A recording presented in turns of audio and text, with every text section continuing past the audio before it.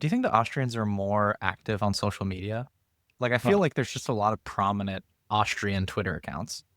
I would say yes, because I think they have a greater interest than most economists in getting a sort of a public hearing and in drawing attention to the kind of work they do and that sort of stuff. I mean, I think most economists, the type of work they do is interesting to economists, and that's pretty much it. Shots already fired. I No, love no, it. it's incentives, right? The Austrians are a bunch of nobodies, and they don't need the neoclassicalists don't need the platform. The Austrians need the platform, so they're Exactly. incentivized to post. Yep. That's my hot take. Yeah. Let's start with utility. I don't understand what it even means.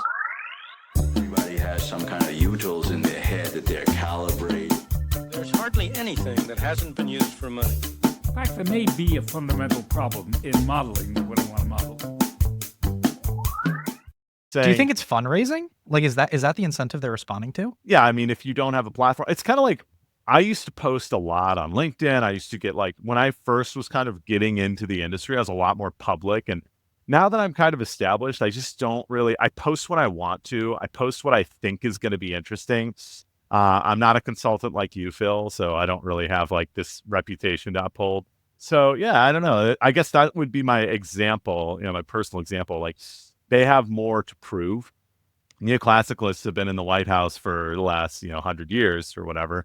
They don't need to kind of push their agenda because it's already been set. Versus the Austrians have a lot to contribute and thus high incentive to participate in those if you want to call them.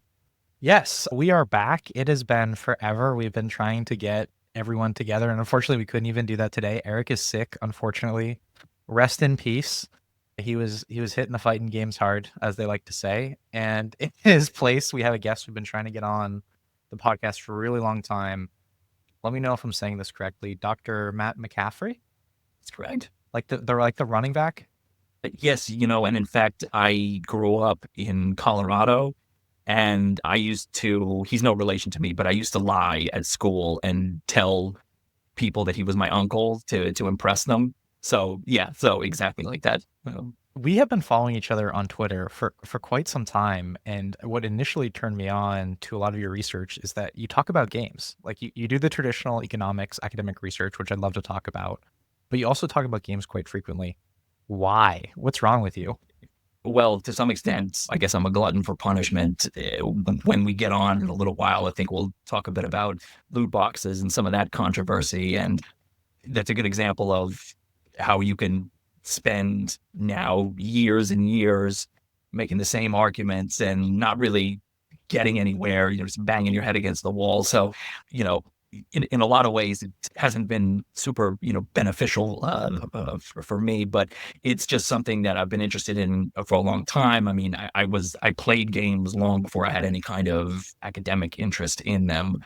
And then as I started to go through the early years of my academic career, I, noticed that, it was a time when there was just sort of one controversy after another in gaming. I mean, to some extent, I guess that's always been true of the video game industry. It's just the nature of the controversies change. But, I started to notice some of these controversies coming up, and they had a lot of economic sides to them.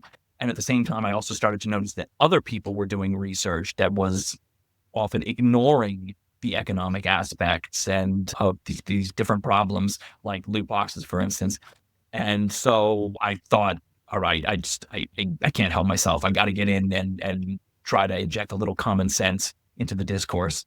I mean, even by economists, standards, your work is, we should call it nerdy. I'm kind of curious, obviously you said you're a glutton for punishment. Writing academic research in economics is already kind of a headache. Writing academic research that's focused on video games, even in some contexts, fantasy, more generally, what motivates you? And I would imagine that there's two different sources that it could be. It could be, I want this to be seen because I think it's important. And that's kind of what I think my motivation, if I ever end up writing another academic paper, would be because I think it's important and I think people should know about it, versus I just like it. I'm much more efficient if I'm working on something I think is interesting versus if I am working on, the 10 millionth labor econ study. So that's exactly right. It's a combination of both of those things. I mean, obviously, the world is full of controversies. The world's full of things that economists can talk about. And obviously, you gravitate towards the things that you're already interested in personally. And like I said, I've been playing games since I was a kid. And it was, when I started to see these controversies popping up in the industry, already I had a sort of I had a sort of an intrinsic interest in how these things play out and what people say about them and so on. So that made it very easy to get into that kind of research. And also at the same time, I do believe that it is important. And again, I'll mention the example of loot boxes. This is something where, as I looked at this debate, I could see that, whether it was popular writing or academic writing, a lot of people were simply talking a lot of nonsense about it. And, I take that, and I took that personally, as the Michael Jordan meme says, so it really helped motivate me, some from both angles. So there's a personal side of it, but also just decide that, I really, I don't like bad arguments. I like good arguments. And there's an awful lot of bad arguments in the public discourse around all aspects of the video game industry. But if we were to continue along this thread, what do you think is the steel man case for loot boxes? Like, if we were to steel man the case for loot boxes, what do you think that looks like? Yeah. So there's two perspectives. There's the consumer side, there's the industry side of things, right? So from the industry perspective, the best arguments are along the lines that AAA game development, especially, I think game development at most levels, but particularly AAA development, is getting more and more expensive all the time. It's getting more and more time consuming. And along with that, there's been a massive increase in uncertainty. The video game industry is always highly uncertain. It's very difficult to predict consumer preferences, especially going 4, 5, 6 or more years into the future, which is, how long some of these development cycles are taking. So it's a highly uncertain and a highly costly industry to be in. And game developers are looking around for ways to augment revenue because the typical sticker price revenue model isn't enough anymore. And it's, as I said, it's also quite highly uncertain because, we've seen so many cases in the past few years of games that cost hundreds of millions to develop, and they come out and they bomb, and they have maybe 1,200 simultaneous players on Steam in their opening week of release. That's a terrible sort of financial hazard to have to face as a developer, as a publisher. And so you need some way to augment your revenue. And loot boxes are one way to do that within the broader umbrella of microtransactions in general. But loot boxes are one way to do that companies have tried. So financially speaking, I think the case is pretty strong. Obviously, that's not really what most of the debate has been about, though. Most of the debate has been about the customer-facing side of things. And on that side of things, I think the case for loot boxes is a case for experimentation by developers with mechanics that gamers might be interested in. Right? Obviously, the video game industry depends heavily on innovation and on novelty, and sometimes that involves novel financial transactions as well as just, novel pure gameplay mechanics and things like that. So developers are also trying to figure out exactly what consumers might like. And in that sense, I think loot boxes should be thought of as an experiment. In entrepreneurship, sometimes they talk about sort of discovery, or economic competition as a discovery procedure, as F.A. Hayek's term for it. And I think that's what's going on in the video game industry with loot boxes and similar types of revenue models. It's the video game industry sort of struggling in the dark through all this uncertainty to try and figure out a model that will work financially and that'll also provide consumers with something that they find novel or interesting. And that's, I think loot boxes are a good example of that. So you've written a lit review basically of loot box literature. I think within the information systems context, I saw a bunch of different references. I didn't look them all up, but I think most of them were kind of this information systems, which is kind of the intersection of, tech and economics. You don't really dispute the nature of loot boxes in that article. You're not really, breaking down what is a loot box, you're really taking this latent variable approach where you're saying, what is the outcome? What does the outcome look like for people behaviorally? What does the outcome look like for them economically? I guess like I'm curious to get your thoughts as we talk about the industry revolutionizing their, or discovering new ways to monetize. Obviously, the key criticism of loot boxes is they're like gambling, they're like a casino, it's a slot machine. What is your take, I guess, personally, and then also academically, in the context of that paper, mechanically, in terms of the mechanism design, what is a loot box and how does it compare to traditional, not traditional, sorry. How does it compare to its, apparent cousin, the slot machine? Sure. So there are a lot of different definitions of loot boxes, and this is one of the things that's kind of been confusing in the literature, because when people study gamers' behavior when they buy loot boxes and things like that, it's not always clear exactly what they're studying, or for instance, because this is literature is all survey based. So it's not always clear what respondents think they're talking about.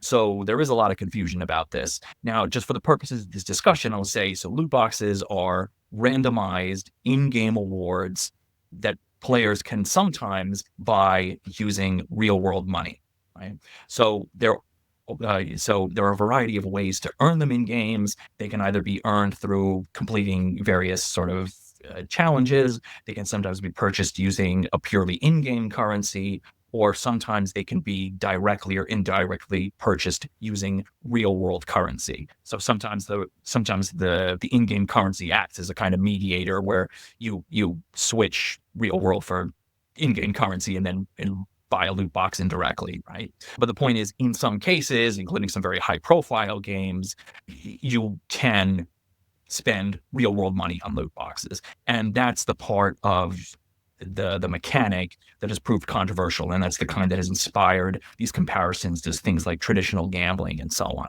Okay, so with that in mind, how do the two things sort of fit together? So cosmetically, sort of superficially, I think they do look very similar, because again, you can spend some real money for an uncertain or a randomized prize, right? So you don't know the outcome. So that seems like it's similar. And at the same time, there are other things that people talk about as well. For instance, just the aesthetic aspects of opening a loot box. There's a treasure chest on screen. It opens. There are big sounds, big lights. It's supposed to be very exciting and so on.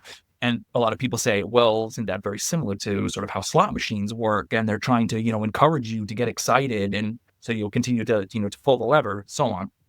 So that I think that is all true. At the same time, I do think that there are some underlying differences between the loot box mechanics and the way that most traditional gambling works. And depending on exactly which definition you take or which things you're looking at, these things, they can sometimes fit within legal definitions of gambling, because these are the two sides of this, really, because there are legal definitions of gambling that are similar but also different between countries.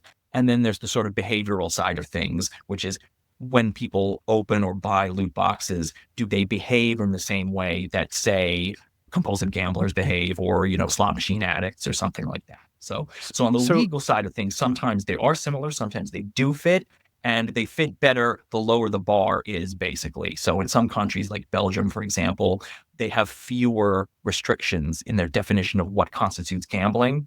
So it's easier for loot boxes to fit that, and they did, and that's why very early on in that controversy, Belgium sort of outlawed them. Their gambling commission was able to do that.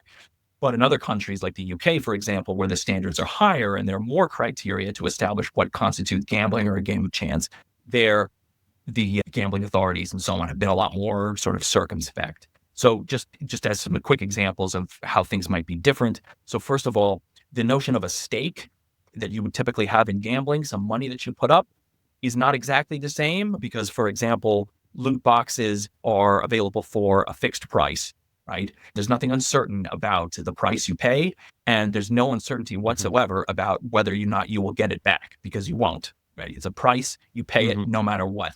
Right? Yeah. On the other side of things, many, if not most, loot boxes do not give you a reward that is either money or money's worth. So this is a very common criterion in legal definitions of gambling is that the what you win has to either be money or be easily exchangeable for money, or something, something that has some monetary value. So that doesn't apply to a lot of loot boxes, right? There are big cases, you got the Counter-Strike cases and so on, where there are secondary markets for loot, but those are really the exception rather than the rule, right? So again, there are a lot of different facets of these definitions, and depending on which ones are in place, loot boxes can look more or less like gambling. But my point is that I think I would be suspicious of anybody saying that these are sort of intrinsically gambling.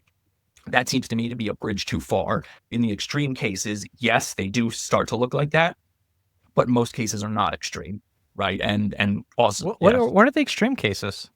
What are the ones where you concede gambling? Well, so for example, you've got in the Counter-Strike case, and you've got skins gambling in in EA's older FIFA titles and things like that. You have sort of thriving secondary markets for loot boxes, loot, and things like this. Of course, it's important to point out that that actually is illegal usually.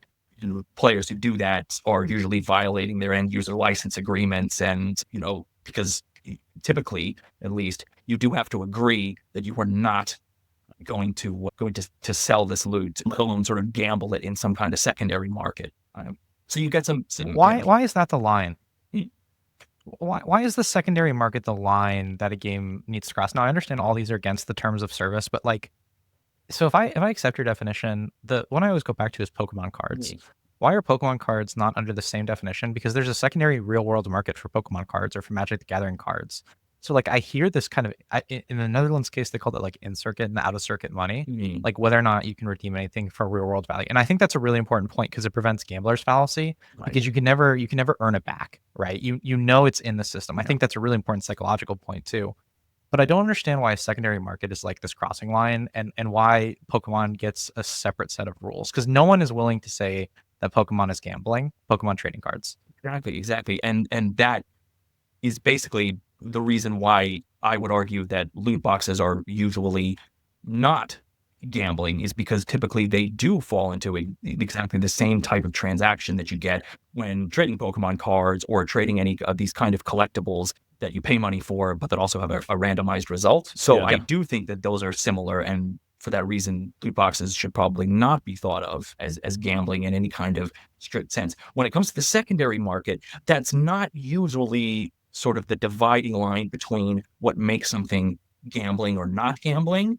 I think it's more part of the discussion because it's about whether or not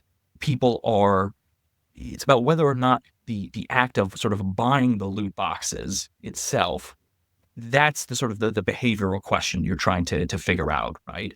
If you could trade it in a secondary market, that's sort of interesting. I mean, it's important to talk about, but it doesn't really say anything about the sort of the behavioral side of things, right? So I wouldn't say that people are using the secondary market as a kind of criterion for whether or not these things are or not gambling.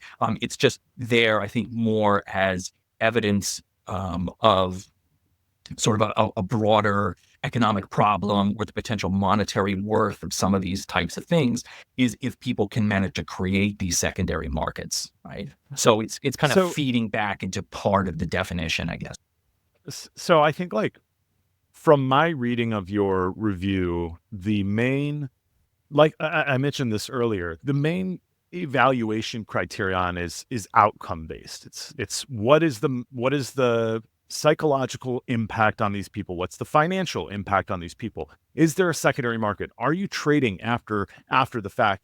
Versus what I think we should be evaluating is the actual mechanic itself. What is the mechanism? Because to Phil's point, I do actually think if we're going to call loot boxes gambling, then we should call Magic the Gathering and Pokemon packs, physical packs, gambling as well, because it's the same mechanical thing. I use an example, and this is not proving my point. It's almost a counter. I think it proves the point, but taking in another approach. So, let's take a gun. If you were to give a gun to a group of 10 Tibetan monks, they're probably not going to kill anybody with them. They're just going to take that gun, they're going to bury it, they're going to put it away. Same exact mechanical, object. You take that gun, you give it to a group of, 10 teenagers, troubled youths that are, at the local like youth correction facility, going to be a Jesus, very Chris. different. Jesus, Chris. I know, but this Give is it to the this is YMCA. the only thing I could. Hey, you want a handgun, kids? But you see what I'm saying? It's the same exact mechanic. It's the same mechanism, but a totally different outcome. And if we're looking at those outcomes, we're going to completely miss we're missing the point. We're missing the evaluation that we should be doing. We're saying, oh, well, this is bad because, it has outcome B, and this is good because it has outcome A. That's not the right way to look at this, I don't think, because we could end up calling a gun, a gun, or a gun not a gun when we should be calling it a gun. Oh, nobody died, so it's not a gun. So I see what you're trying to say. And I think in a way, what I was arguing in that review is actually consistent with what you're saying, because what I was arguing, the reason I look at things like outcomes and the behavioral side of things is because that's basically how that's the way that empirically we assess exactly whether or not these things are dangerous. So in your example, the problem is not that we have a gun that we're giving to somebody and we're trying to figure out who to give it to and who not to give it to. The problem is we have this sort of box, no pun intended, and we don't know exactly what's inside it, right?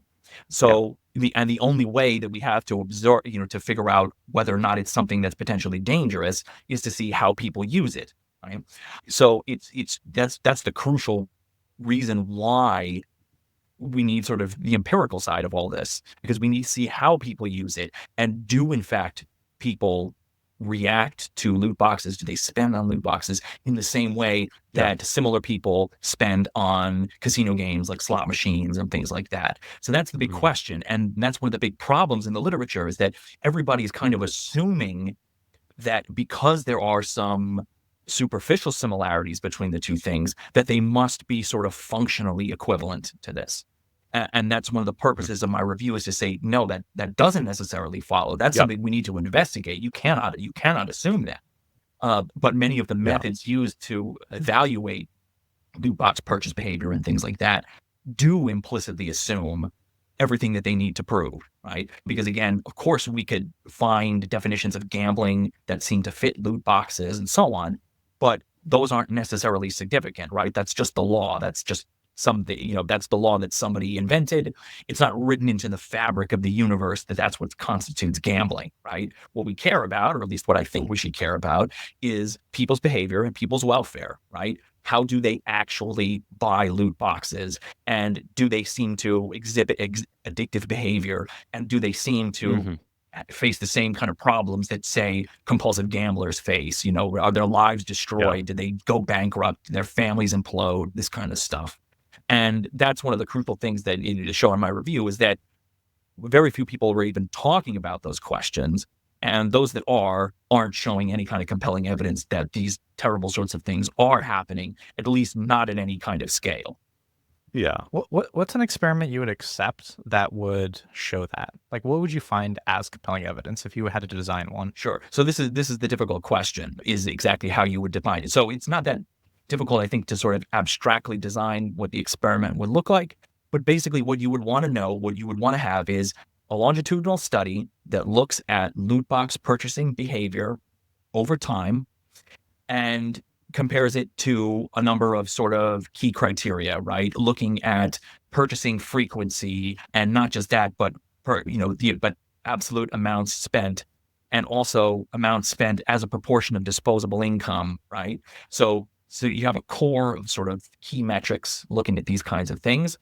And then also, as much as humanly possible, some kind of welfare metric, right? Because again, even all of this data, if you could get it, it wouldn't necessarily tell you the bottom line question, which is, what effects does this have on real people? Like, does it increase their welfare? Does it destroy their welfare? How does it affect their families and these kinds of things, right? So this is not an easy sort of experiment to design. It's sort of possible in theory, but in practice, it's very difficult, because to get all of this data together and to make sure that the data was actually reliable and consistent and so on, that is extremely difficult to do. To your point, Matt, there's not even a clear definition of what is a loot box versus what is, a slot machine.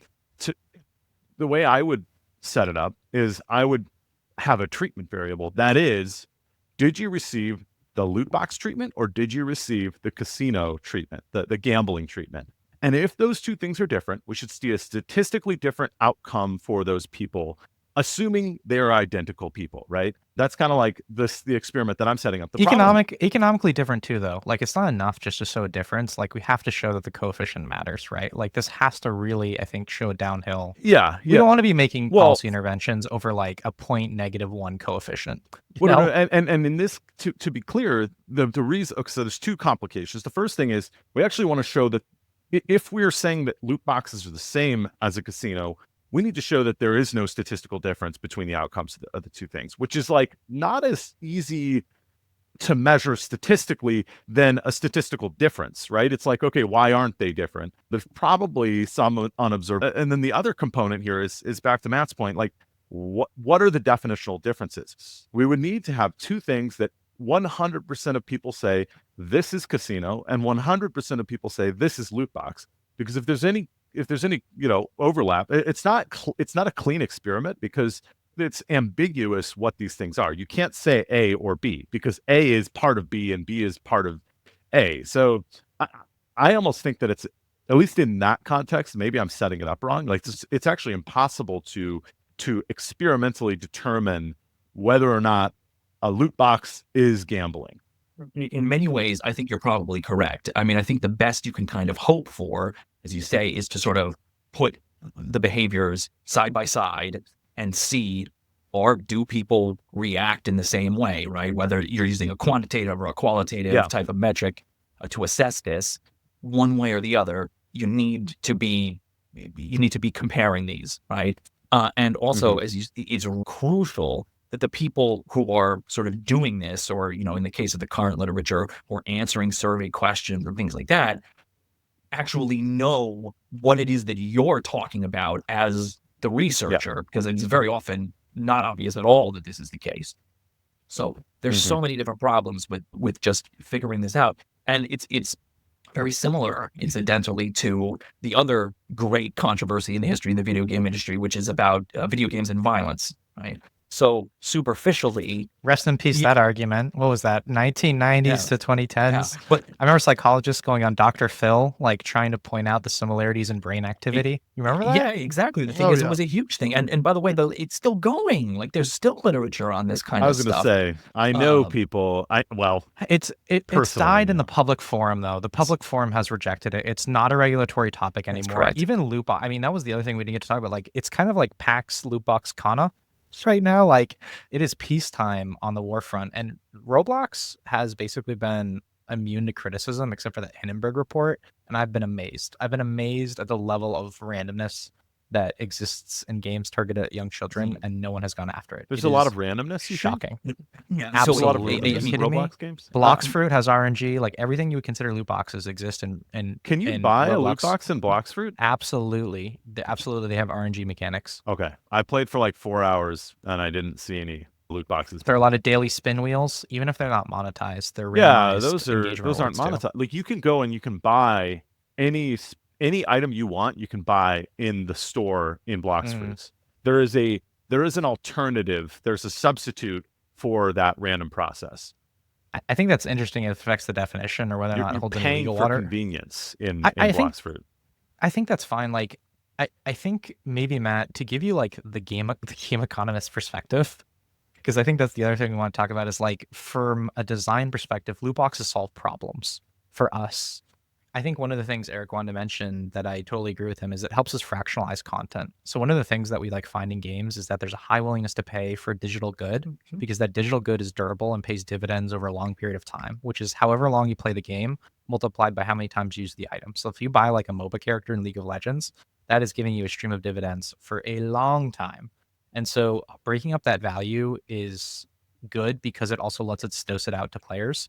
And I think we can basically hit spend caps that we couldn't otherwise. So the question is like whether or not loot boxes raises price. And I think it does to some degree, but it basically also makes it accessible for low players with capital constraints. So now you have a fractionalized opportunity to get something that's worth a lot of money that previously would be inaccessible to you because you wouldn't have enough capital. And so like that is a really valuable tool that we use to basically dose progression of players. I think this is exactly true. And it goes back to what I was saying before about using these kind of mechanics as a way to discover what it is that consumers want slash are willing to tolerate in terms of their spending. And it's an attempt, I think, to try and find some of these audiences that would not normally be willing to pay, say, full sticker price for a AAA game because it's just not their thing, right? So again, one place where you see a lot of where loot boxes that are quite prevalent, of course, is in free-to-play mobile games and things like that, right? Which typically have, at least a substantial lack of overlap between, the types of people who play those games and the type of people who pay full sticker price for a AAA game.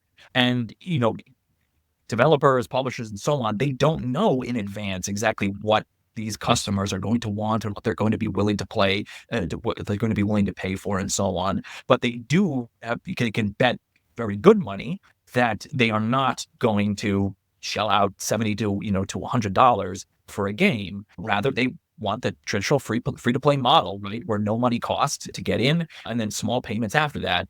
So it's a very straightforward, I think, attempt to appeal to different customer segments and bring customer segments into the market that would not normally be a part of it. Why don't we see this in other fields? Like, why don't we see loot boxes at restaurants? Why don't we see loot boxes in theme parks? Why don't we see it at, I don't know, Chris, is there any other, Walmart, Target? Like, why am I not just walking in, buying a loot box and walking out? I think it has to do with the durability of digital goods versus physical goods, right? It's much easier to do a loot box in the digital world because like the like leftover stuff that you don't want is really easy to dispose of versus at a restaurant. If I get a loot box meal, I'm going to eat like, first of all, there's a physical component of starvation. Like if I get a bunch of food I don't want, I'm going to die. If I get a bunch of food I don't want, it's all going to go to waste. It's just an extremely inefficient process because unlike digital goods, the marginal cost of producing real physical stuff is very high. Marginal cost. The cost of a miss is high. Okay. Yeah, and it's true. Dropping the marginal cost of dropping somebody skin that they don't want is literally zero. It's like it's zero storage costs in the fraction digital world. of a penny. Yeah, exactly. Versus the marginal cost of sending a filet mignon to a vegetarian's table is quite high. Exactly.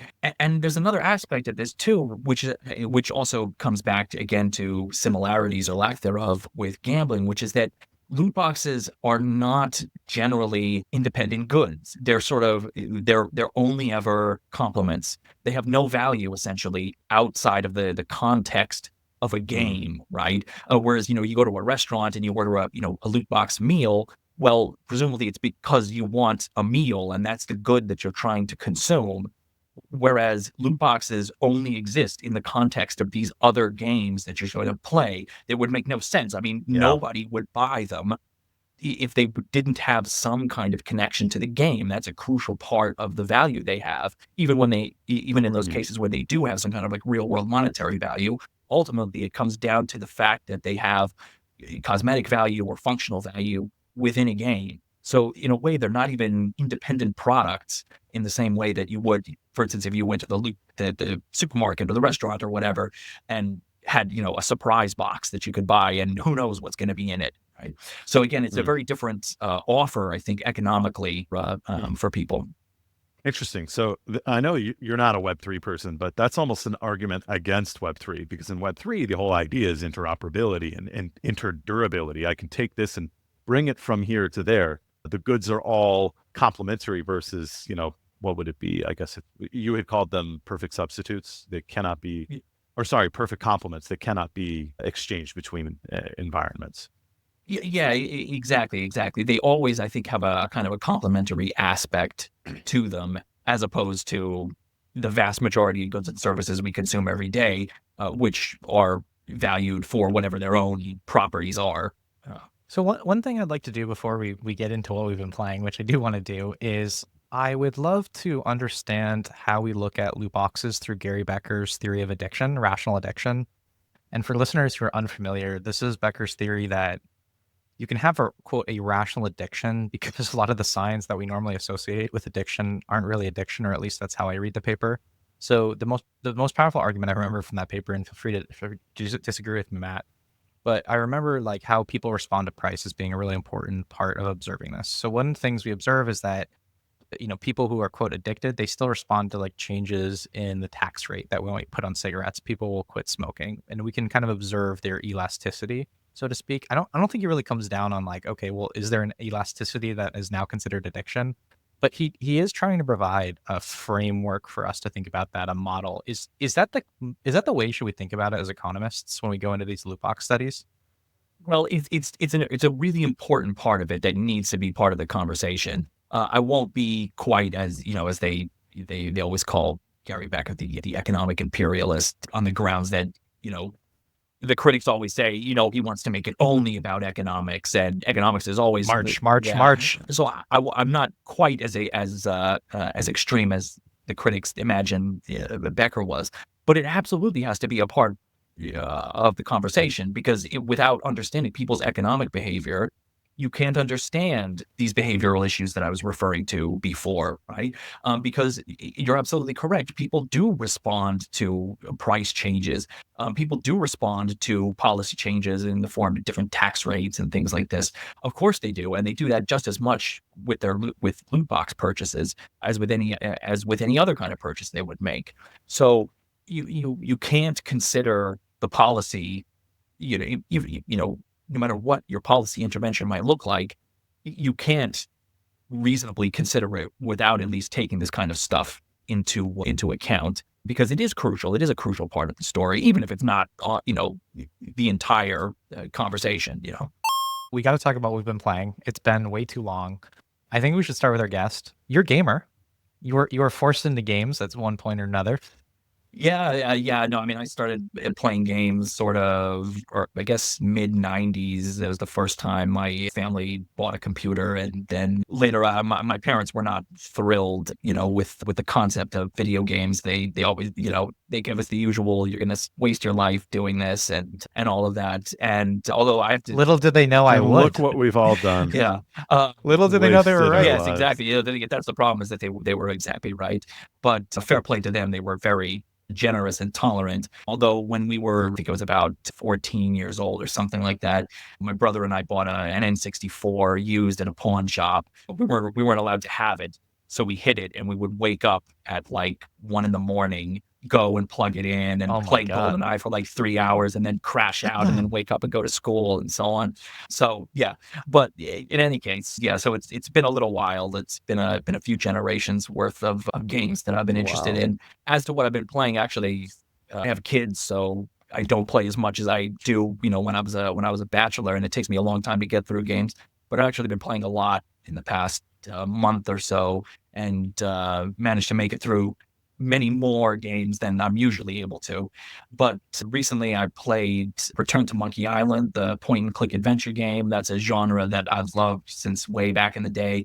And it was nice. Wow, OG Yes, stuff. yeah. Well, this is a new entry in the series that came out a couple of years ago But from Moose- the original creator. So What year was it? Because I remember it was kind of billed as a retro revival, right? it was, I think it came out in maybe 2022-ish, something like that. And the original is from the Okay. early 90s. So, that's franchise. It's been around for quite some time. So that was fun to play. It's always nice. It's lots of great nostalgia value without doing it too much, good amount of old and new at the same time.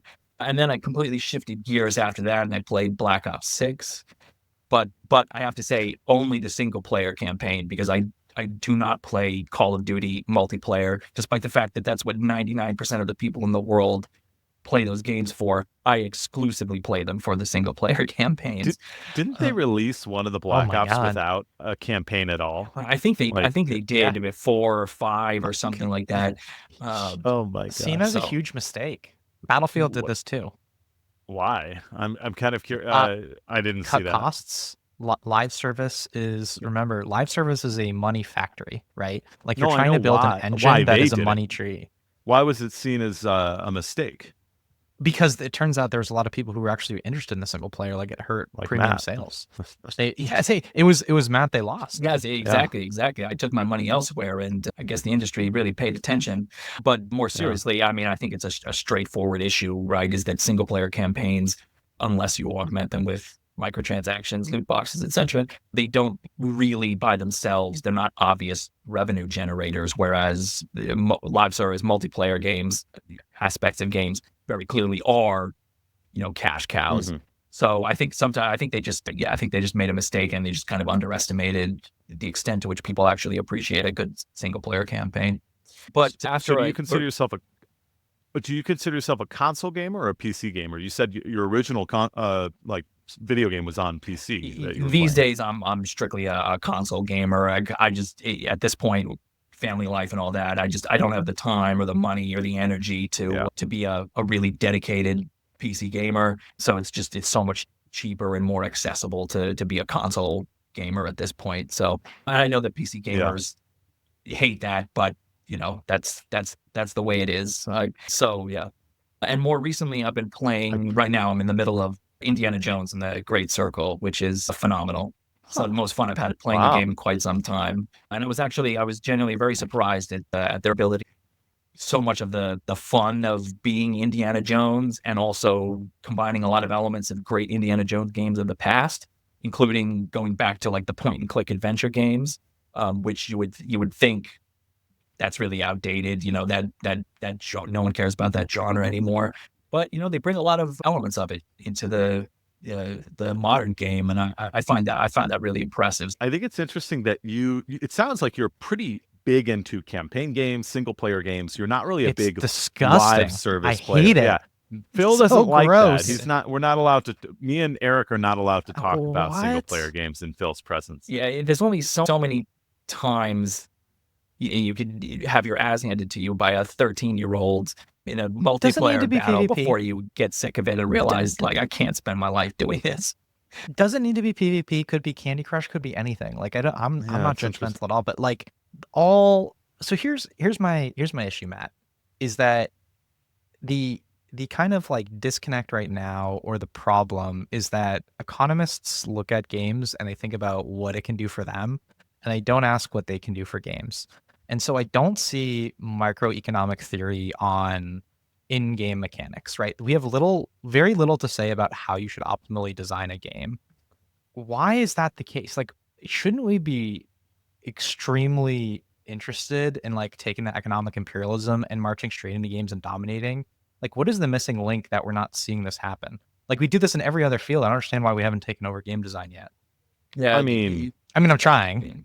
This is a good question. I mean, I think a lot of it revolves around issues relating to the economics profession. So on the one hand, you have, I mean, even though gaming has been mainstream for forever at this point, you still have a good proportion of economists who, for whatever reason, because they're a little too old or because they just have different interests, just really aren't overly concerned with games as a field, right? This is something obviously we would expect to start changing drastically, particularly in the coming years, as newer generations of economists come up who were raised on games and so on. So I think that aspect of it will probably change. But related to that, I think there's a bit of a professional barrier, because it is just very, very difficult to get mainstream economists interested in economic issues relating to games, right? So, for example, you pointed out, yes, I think there's a lot of the metaphorical dollar bills lying on the sidewalk when it comes to what economics can add to gaming. But again, the vast majority of economists who produce research on these kinds of things aren't really interested in speaking to that kind of audience. They're interested mainly in speaking to the economics profession, and they're academics. They have incentives just like everybody else, and those incentives, I think, tend to push them away from the very practical applications of these kinds of things, and much more towards traditional academic research that really isn't read by most members of the general public, or even sort of industry experts and things like that. So I think at a lot of different levels there are incentives that are pushing economists away. Some of those I think are going to get better over time, but at the same time, I think it does require a big investment in terms of time, in terms of, resources that you have available to you to really want to get interested in doing this kind of work, because it's just, again, it's not for everybody. So what about from the producer side, right? So let's take it from the example of like Amazon. So I worked to work at Amazon Game Studios, and I can tell you the number of tech economists outnumber the number of game economists by like two, I don't know, maybe 2001. I mean, what was it? Amazon is the biggest employer of economists outside the U.S. government. It's like, don't get me wrong, it's certainly a place that invests quite a bit in its economics team, but I also see a lot of economists pop up at tech startups, particularly ones with marketplaces, to be fair, like Instacart. Why we even see it in the private sector that they seem to invest much more capital in us than they do in games? Like why is the tech economic function for economists different than for games? That's a good question. I'm not sure I have a fantastic answer for that, but I mean, just sort of logically, the first place to always look is what's the expected return on this. And I think probably, at least on the surface, it's the return is more obvious for investments in tech types businesses than in games as such, right? Particularly because, even if you end up working on sort of like multiple games, it's one thing to design, and the economic side of a major corporation, but designing the economic aspects of particular games is a very different kind of work. It's more fragmented. It might require, more change, more differences between systems, things like this. And I think probably over time, because because games are sort of ultimately products, probably coming back to that good old sort of marginal cost, marginal benefit. I think the marginal cost of hiring, economists to design your marketplaces probably seem lower to developers, to publishers, than whatever the marginal benefits happen to be. But again, I can't say too much on this because I don't have any insider information on this one particularly. So Phil, your question is why do the producers of video games not employ the practitioners of economics? That would be an industry economist, not necessarily an academic economist, to actually design the game itself. I'm playing a single player game. This is how many sticks I get versus what they're usually employed for is data science or like live service design. How many loot boxes does this person get per day? How many spins at the wheel do they get? How many, fairy units of fairy dust does their account, get every day, and what's available in the marketplace? Is that like the No, I wouldn't even put that constraint. I think there are more economists hiding in this industry. They just have the title data scientist and they just focus on the empirical question, which I think is something that the tech firms have really driven as us having a solid understanding of. Yeah. Like there's been a lot of threads on this. Was it Anthony Lee from the University of Chicago who wrote that Web3 papers, tweets about this. But like the reason I think we do dominate data science departments is that we have causal inference. And a lot of the times that's what businesses are looking for. Yeah. I will say like we get trounced when it comes to like machine learning and just doing straight prediction, ironically enough. like if it doesn't have like a regression or a coefficient we can read, we don't care. And sometimes businesses do care. Like LTV prediction is like a really good business case that economists have been laid astray on because we try to build causal models and like log linear curve fitting is way better. Just like throw a curve on that thing is a way better way to show LTV. So I don't even think it's like economists can add value anywhere. I'm just surprised that there's not more of an investment because I think economists in games can scale pretty well. I guess it depends on the size of the firm. I agree with Matthew's argument, by the way, that like they're just limited gains to economists because our efforts don't scale as well as tech software. I think it's just a reality. Like if you work at Netflix, you can operate over a much wider surface area, whereas a game can only grow to such a high TAM, right? So you're operating over a smaller surface area of capital. Exactly. Yeah. I mean, also like you'll probably get a similar result for game design if you use a game designer who's a really good game designer. You'll pay a lot more for the economist, though. Yes. Because... Well, I think look at the games that do have economists, right? I think this theory predicts it. Like Call of Duty has an entire economics team. I didn't know if you knew that, Matt. Christopher Gow's over there. Amin, one of our friends, is over there. Entire economics team. We know King stole someone from the Freakonomics research group, Steve Levitt's group, actually converted them back to King's experimentation team and also worked with Levitt himself. We know Valve hires economists, and we know that very well. I mean, you've written on Valve as well. Yeah, right. I again, just a happy sort of coincidence of a lot of different topics that I happen to be very, very interested in that are all sort of encapsulated within Valve. So yeah, it's a great topic. I mean, I think they're consistently one of the most interesting companies that are out there. And as you say, they absolutely do hire economists. Although, I mean, based on what little we know, based on the job posting, they do seem to be on sort of the data science side of things, presumably working. Well, we caught one of them. We actually talked to a live sample. Oh. At one point. Did we get him on was he on a podcast or did we just chat? No, we just chatted with him. I'd like to get us to that point. I think it's, it's like Fort Knox over there. And there's like not really that much that's scandally. It's like I help developers make their games better. It's basically kind of consulting for some of the economists. The Valve paper. Matt, would you mind, I don't know, what was the paper about? Quick abstract. Sure. So this relates to some issues that I think you guys discussed a few episodes back with Peter Klein, where you're talking about organization. And the paper that I co-authored with a friend of mine was about Valve's organizational structure and the economics behind it, and also to some extent how it has influenced their production of games or lack thereof. And so we look at a variety of different, we look at basically as much of the available evidence as we could find, as we could sort of piece together from what different employees and things like that have said in the past, to look at how it works, what the pros are, what the cons are, and things like that. And one of the things that we ended up concluding is that we have it's almost like a little case study at the end of Half-Life 3 / Half-Life Alyx, and this question of, was Valve actually ever going to produce another game? When we started writing the paper, they hadn't produced anything in years. And then sort of at the last minute, when we were in the editing stage, out of nowhere, they say, oh, yes, by the way, we're dropping a new Half-Life VR game in a month. So we were able to incorporate that in the end, along with a lot of other like sort of internal discussions in Valve that are publicly available that talk about the pros and cons of their very bossless system, their allegedly no hierarchy system.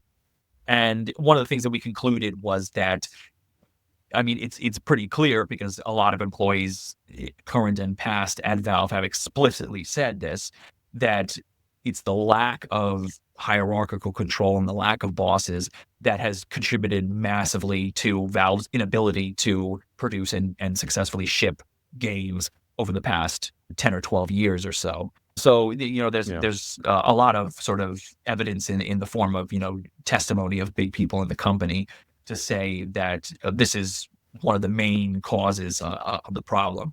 Now, from a broader sort of economic perspective, that might not be the worst thing in the world, right? It's not great from a gamer's perspective because you're not getting any new games, but obviously from the company's perspective, it has obviously been quite financially successful, and they still got Steam, which continues to be a money printing machine, and they're in all kinds of hardware, and I mean there's so much going on at the company. So despite the fact that they have not been a game developer really for quite some time, obviously they're still quite financially successful and they're good at what they're doing. And that's, again, contributes to the inertia within the company and the lack of a desire or the lack of ability to create new games. Well, what's interesting is Peter Klein said there was an implicit or an implied hierarchy within the company, even though they say that they're, flat. There are bosses. There are, it's more of a kind of like a crime organizational structure than like, it's like, well, maybe not anymore. I guess like I was watching Better Call Saul. Those organizations are pretty structured, but like, like a more Wild West type of an organization. But spontaneous order, baby. Yeah, right? yeah. It's a more informal structure, but it's still a structure. And I mean, I think a lot of people have compared it to a high school with cliques. And there's popular kids and popular projects, and then there's people who are kind of on the outside, and you have to spend a lot of time navigating the internal politics of all of the different teams. And sometimes it's projects are inspired and led not so much by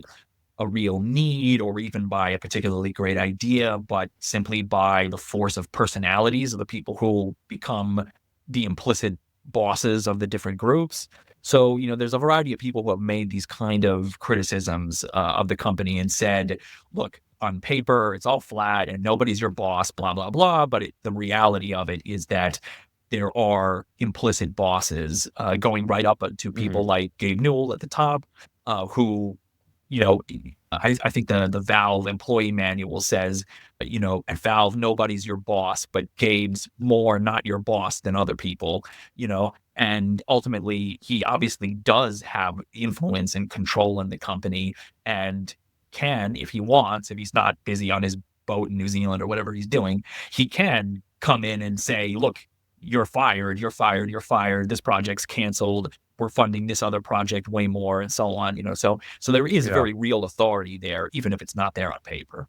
So if that's the case, so I would just say I don't think this take is age 12. I would give you guys flack on this one, and the reason I give you guys flack is because we had a leak during the class action lawsuit that Valve is facing. I believe it's over refunds, where it leaked that they had 336 developers on games.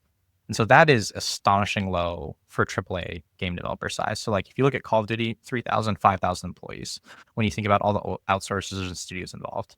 And so you're telling me with 336 employees, they can service Counter-Strike, Counter-Strike CSGO, Counter-Strike CSGO 2, some Team Fortress 2 updates, the Valve platform, all the other Valve initiatives, although they might fall under some separate headcount. In addition, remember they launched Artifact, which didn't work out. They launched the VR game, and they have Deadlock, which is in testing right now. Like when I think about quantity divided by headcount, that is far and away better than pretty much every other developer I can think of that I even know of. Like it seems like they're an incredibly productive firm. Like I don't think people have broken it down on a per unit basis, and that's why we're judging Valve so harshly. Like they are shipping products, some of it just isn't sticking. I think to some extent that's absolutely fair, but also I think that there's another aspect to this as well, which is that I think the criticism of Valve isn't so much that they're not trying to make games. It's that they're trying to do way too much with too few resources, with the result that they're constantly. I mean, that's what the story behind Half-Life Alyx is that they were constantly trying to make Half-Life games and other games. It's just that they weren't getting off the ground. They weren't getting any traction because it's so difficult to organize people when you're not formally allowed to organize people.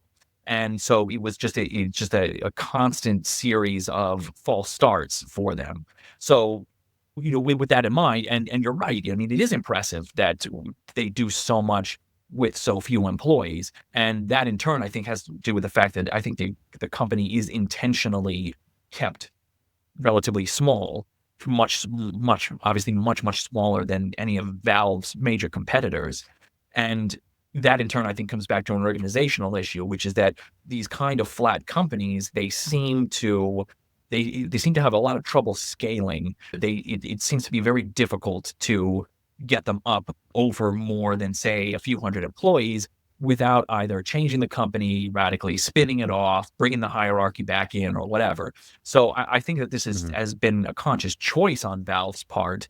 I think that people like Newell at the top, they value the lack of hierarchy, even if it is just on paper. They value that. They value the philosophy more than they value the idea that we are Valve and we make games, right? I think they're more important to keep the philosophy and be this jack of all trades company that's doing all kinds of different stuff. So I think that's their sort of rationale for why they do it. But again, to your point, I think it's entirely fair to say that given they have so few people, in a way, it's kind of impressive that they've produced several games. At the same time, I think most studios, if you look at it from the perspective of, say, I don't know, releases per year or something like that, I think you could still say that they're lagging behind. So as well as when you think of it in terms of the number of sort of aborted projects that they've had over the past 15 years. It's a chicken and egg thing. Why is Valve not growing? They probably could. And if they had a different CEO at the helm, they probably would. So it's a really interesting thing because it is a conscious choice not to scale. And then you ask, okay, are they not scaling because their business wouldn't work if they scaled? Or are they incapable of scaling, for some other, are they not scaling because the CEO says we don't want to scale?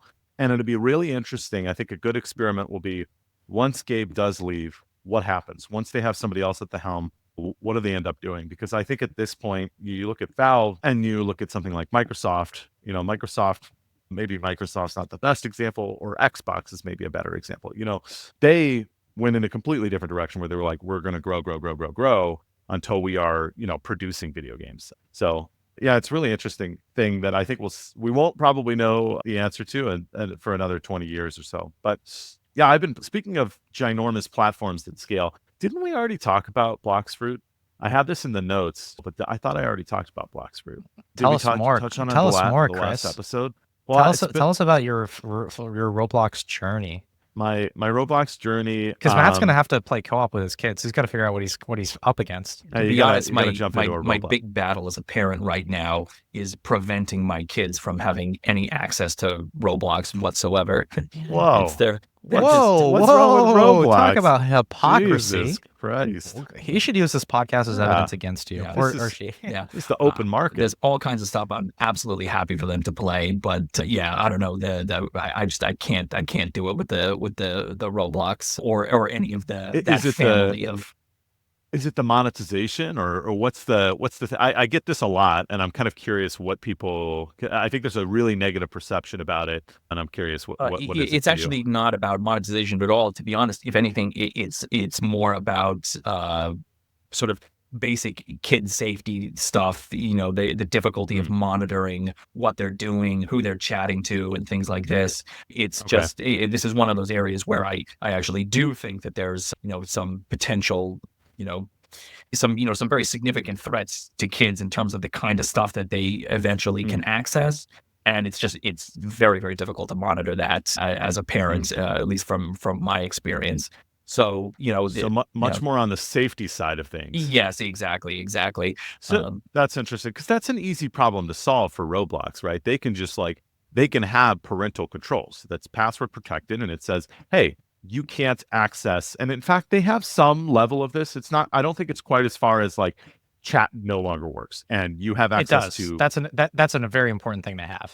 You can set up chat controls on Roblox. It's a relatively recent evolution, though. I think it's only within the last 2 or 3 years that they've started to implement some of these safety features. But I think when we actually talked about Roblox a couple of episodes ago, maybe the last episode, it's been at least a month or two since we recorded, Phil. So it's been a while. But one of the things that I talked about in that episode was just, I think, the lack of categorization in the platform.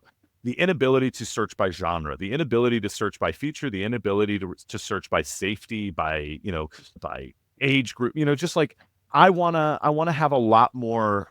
I want a much more curated experience versus right now, what is a very fire hose type of experience. Here is everything that we could ever imagine, and there's this soft algorithm in the background that's kind of working to suggest certain experiences to players. So I think it's a very reasonable criticism. My primary criticism, actually, and why I was surprised that it wasn't monetization. I think some of these experiences you jump into and it's just buy this, buy that, get a subscription, go premium. It's just holy crap. I just want to play an experience, and I'm being overwhelmed with this. So certainly a long way to go. Blox Fruit, I think, is a better example of a game that's a little bit more. It's a very popular one, and that's probably why it's a little better of an experience in terms of jumping in. You mostly are just running around. You're getting items. There's a shop, but it's not really pushed to you. It's a super successful game, so obviously they have managed to monetize it. But yeah, no, just I think I'm not a Roblox gamer, but I think it's such an important platform for our industry that I try to get involved in it, and I try to play the different experiences and get a sense of what they're doing, because I think Roblox is a trendsetter right now, and it's interesting. They're trend-setting monetization and growth strategy, while we are still trend-setting what's a good game. And I think that there's going to be some give and take on both sides in Roblox trying to allow their developers to make better games, and also us learning from their monetization techniques and how they have scaled their organization. No great games, Phil.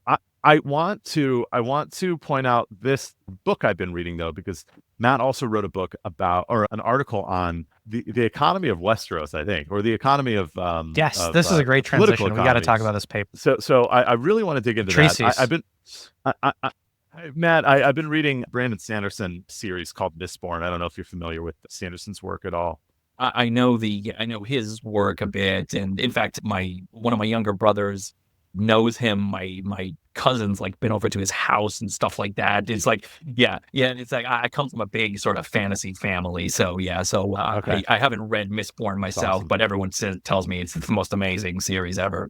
It's a fantastic series. It's only 3 books. Each book is about 600 pages. So a much more digestible novel than or series than like the Stormlight Archive. Each one of those is 1,200 pages, and there's 10 of them or 10 planned. So I've been enjoying it quite a bit. Digging into that different writing style. If you're not super familiar with Sanderson, his style is very casual. It's very accessible, and that's he has made it evident that that's what he likes to write. He wants to write something that's more accessible. You'll like this, Phil. It's more, it reaches a larger audience, and it's why he's the most wildly successful fantasy author of all time. It's because he's able to access readers who would maybe otherwise not have read his books. Something like a Lord of the Rings is going to be a lot more chunky and difficult to get through for a casual reader versus, Sanderson's stuff, which is really accessible. So I just thought you'd appreciate that, Matt. I've been chugging through that over the holiday. I'm really enjoying it. Yeah, again, as I said, he seems to be the guy in fantasy at the moment. So I mean, it's pretty clear that there's a reason why they chose him to complete Robert Jordan's unfinished Wheel of Time and things like that. It's just he seems to really get it, and as you say, he seems to be very accessible. Next time you head over to his house, let me know. I'll meet you guys there. We can play. Yeah, no, I've never been there, but I know I had some family members.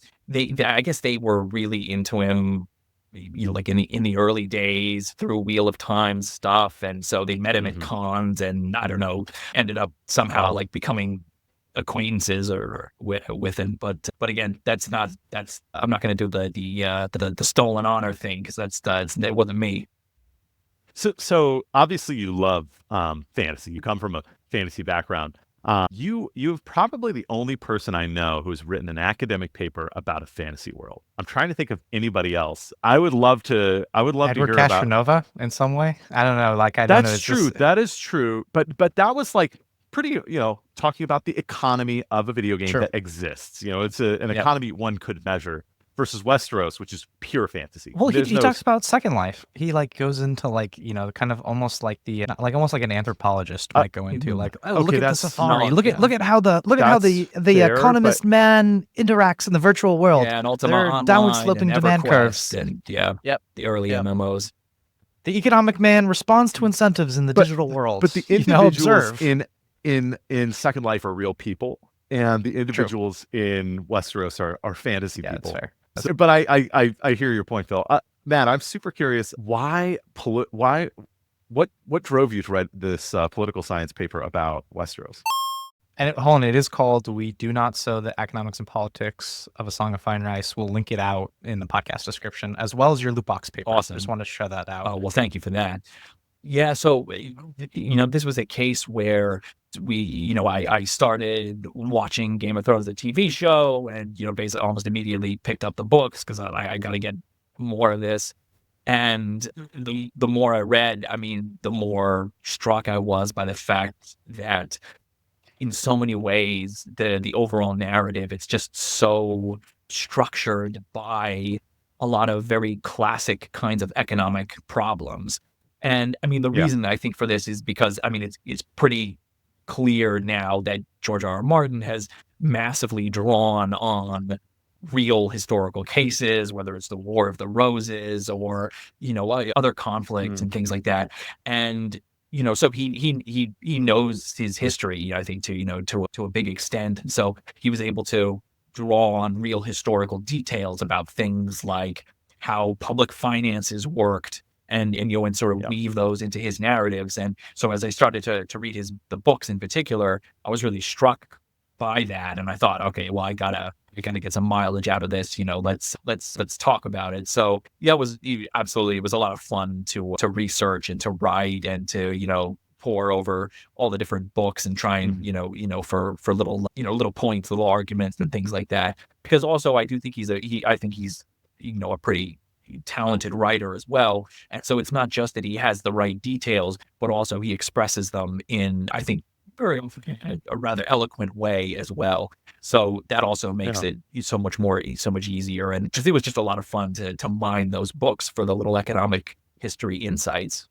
And it's published, right? You got it published in a journal. Right. Yes, the it's paper, a book correct? chapter. It's part of a larger collection by a variety of scholars who are all contributing basically essays on the economic aspects of all different kinds of sort of pop culture media, whether it's novels or plays or what have you. So yes, there's a lot of different, lot of chapters on Atlas Shrugged in that book. Yes, I wanted to do something a little different. There's a lot of content to pull on, it's a long book.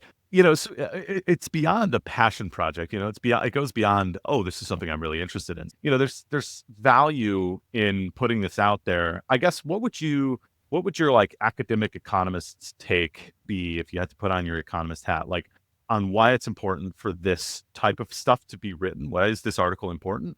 And, 30 years from now, when somebody reads that article, what's the value add there? Broadly speaking, I would say these kinds of things are important because they are a part of the sort of mission of the public teaching of economics.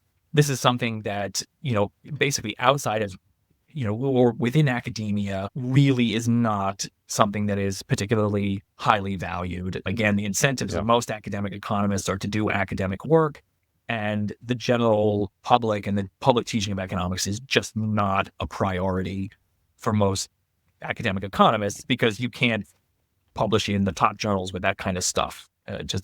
For example. So, but at the same time, the public teaching of economics is absolutely crucial because everybody thinks that their discipline is really important, but economics actually is really important. And the more people know about it, the better informed they are, the better citizens they are, if you will, the better decisions they'll make in the voting booth or whatever it might be. This is the type of stuff that kids take a class to know, oh, I'm going to take Econ 101 with Matt, Dr. McCaffrey, because he's written this paper about, Valve, or he's written this paper about Westeros. Like, that's really interesting. It gets people involved in economics that otherwise wouldn't have. Exactly. I mean, there's just so much to be said for just the power of showing people that economics does not have to be this unbelievably dry, technical social science. It's fun, it's exciting, and it's absolutely applicable to the real world. And again, there's a kind of an irony there because, Westeros is very much not the real world, but it has very real world lessons. And I think those are lessons that, readers can very easily pick up if you just kind of point them in the right direction a little bit. So, I think it's incredibly important to use these kinds of materials to teach basic economic principles because most other people don't have an accessible way into a topic like this because most people take principles of microeconomics at college because they have to, because they're required to, and they don't really like it, and they never really think about economics for the rest of their lives because of that experience. The most fantasy they get is this guy called Robinson Crusoe. Yes, that's like the only story they get. Yeah, but there's so many ways into economics as a social science, and that in turn, once you get in and once you start understanding the principles, it really just completely changes your worldview. You're never the same again. You start to see everything through an economic lens, and I think that's great. I think that's something that many people would really benefit from. So again, this is just one example of a way into that kind of reasoning and into that kind of public engagement.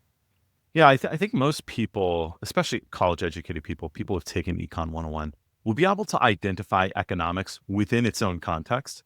Hey, what happens when demand, moves rightward or leftward? They can answer that question. But when you give them a real world example, you say, what should you do in this case? Are price controls good? Is this minimum wage level a good thing or a bad thing for welfare? that's where their understanding breaks down. They're not able to apply the theory that they saw in class to practical situations in real life. I really like this idea. I not even thought of that, by exposing people to economics in the contexts that they experience in daily life. Well, maybe they don't experience, the Westeros economy, but, it's much more visceral. It's much more something I can really internalize. Stuff that people much more care easily. about, because yes, you can go with people into the supermarket and explain how supply and demand works. And yeah, that's something that they experience. But, Yeah. and often I think that doesn't speak to people, right? Whereas these other things, they really are emotionally invested in. And the more they are, the easier it is to start using them as examples and, teaching materials and things like that.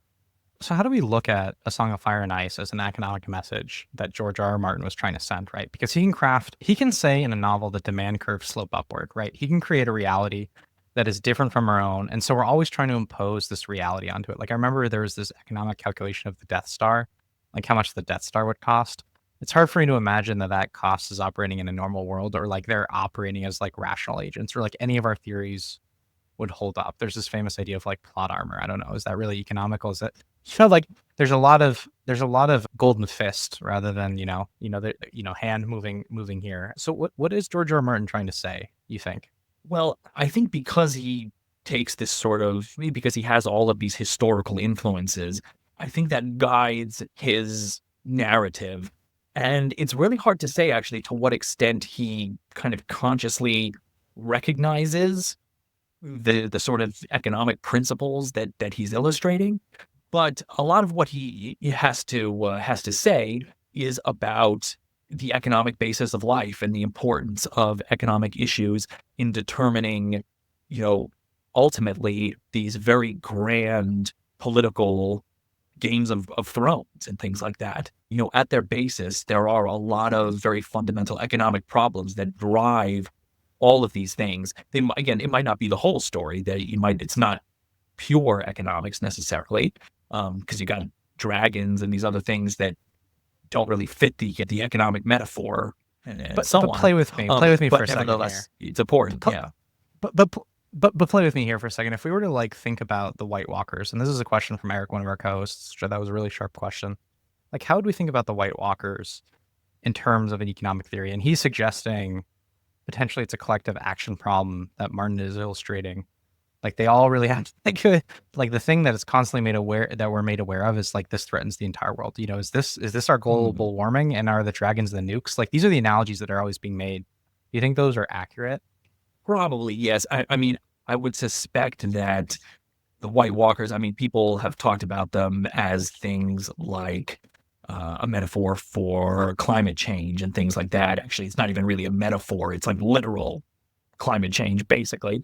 But probably in the 90s when Martin thought that up, it probably seemed like a lot more clever and metaphorical than it does in the 21st century when it's the big issue around which everything else revolves, But so, I think there's some pretty easy metaphors that you can apply to these kinds of things.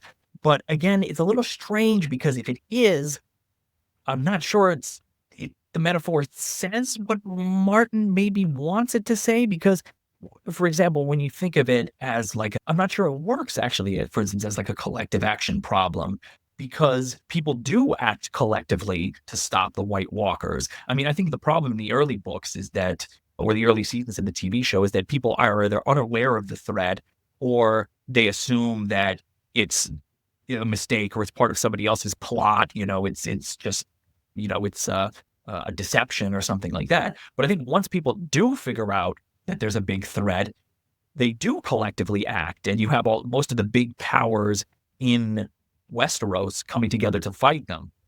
But that's also kind of a problem for the metaphor because they completely fail, even when they act collectively. And ultimately, the thing is stopped by one person. Basically, Arya Stark swoops in at the last minute and kills the Night King, and then that's over and done with. But the collective action of everybody else, including all these dragons and things like that, that ultimately didn't do anything. So it's weird because I don't know if that's what the metaphor is supposed to be, because it leads you to some kind of weird conclusions. Now, at the same time, I will say maybe this is not what Martin has in mind, and maybe, for instance, in the books, he's going to have a completely different kind of ending that might better fit that sort of narrative. That I can't say, but I do think there are some limitations to some of these interpretations, and yeah. So the two papers we talked about today are the first one being on loot boxes. You did a literature review. The second was We Do Not Sow: The Economics of Politics, a Song of Ice and Fire. What are you working on these days? Well, I have a few different things. One that is related to the topics that we're talking about is I have another book chapter coming out, co-authored with the same economist I wrote the Ice and Fire paper with, and that is on economic principles in modern sci-fi TV. So we get to talk a little bit, a little Star Wars, a little Star Trek, and the utopian aspects of TNG, but also some other great shows that I love, some popular, some not. The newer Battlestar Galactica and Andor, and a lot, a bit of Firefly, of course, because you can't write this kind of paper without talking about that, as well as The Expanse and a few others in addition. So, and that's kind of along the same themes as the Ice and Fire paper, is that talking about how these kinds of shows do such a good job of dramatizing what are actually human beings solving very basic economic problems, trying to. So we got that coming out, and I have a variety of other things that I have to sort of work on. Not all of them are sort of related to what we talked about today, but I'm hoping to have a paper this year on loot box regulation to examine the case for regulating loot boxes and see if it's good, if it's bad, and that sort of thing, evaluating some of the different policy proposals that have been made. And for the most part, I stick to what is supposed to be my main topic, which is entrepreneurship. And that's the sort of big umbrella topic that I do most of my work in. And or at least that's what they pay me for. So, but that, a lot of that is maybe a little further afield, compared to some of the stuff we talked about today. Our guest today has been Dr. McCaffrey, and we can find you on Twitter. Is that the best place to find you? I think Twitter is probably the best place. Yeah. So yeah, look me up. Matt C. McCaffrey, I think, is my handle at the moment. I'm not the most active person on the site, but I do tweet from time to time. So yeah, by all means, give me a follow, and I'll even follow you back. How's that for a deal? That sounds great. Thank you so much for being here. We appreciate it. Yeah. Well, thank you so much for having me. It's a great conversation. We should teach this to our children. Economics is major. Everyone has to major in economics. Number one, for personal survival. Economics is major.